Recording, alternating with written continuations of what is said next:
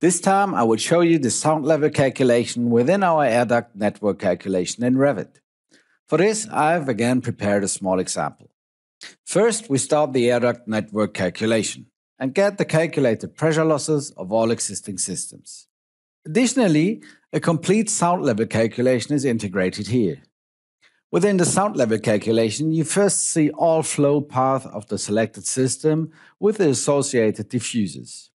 Here we get directly the volume flow rate as well as the associated sound level of the diffuser.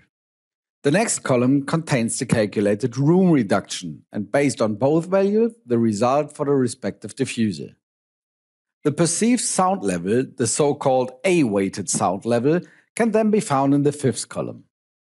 The most important values can be found in column numbers 6 and 7, where we see the target sound level of the room and the calculated sound level of all diffusers in this room. This should of course be below the target value. However, we will take a closer look at this in a room in a moment. In the second table of the dialog, all section parts of the selected flow path are listed. Here you can already see very nicely that for each section, the sound level for 8 octave bands is determined and then displayed in an unweighted total result. We can also visualize these results once in the model. I start the linear data coloring and now want to display the sound level of all systems. Now it is easy to see that the sound levels are naturally relatively high in the area of the ventilation unit and then become significantly lower behind the integrated silencers, for example. This visualization thus already provides a very good view of the overall system. Let's go back to the calculation and take a closer look at the fan. In the component dialog, we see the calculated sound levels and can also check the effects of changing the rotation speed.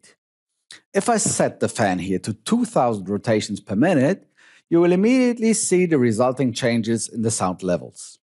Again, I have the ability to look at the A-weighted results. It is similar with other components in the system, for example, the branches. Here, again, we take a look at the component dialog. In addition to the sound level for the straightway, you can also see the values for the selected branch here. We get both the internal sound as well as the absorbability of the component and the resulting residual sound. If I switch to A-weighting values here as well, you can see that the low frequencies in particular are reduced and that the desired target level is not exceeded in all octave bands.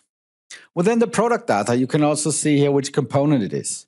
I've designed my model with neutral components. However, this also works with our manufacturer components, which you find in our libraries.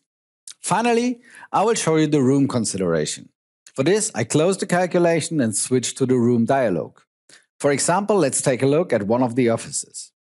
In addition to room data for heating and cooling, you will also find setting options for the sound level calculation. The room shape is automatically analyzed and set by the program. But if you have very complex rooms, you have the chance to modify the assignment. Additionally, you can define the room type. The room type is important because based on this, the associated average reverberation time and the permitted sound pressure level in the room is defined. You can see this if I change this room here once to a workshop room.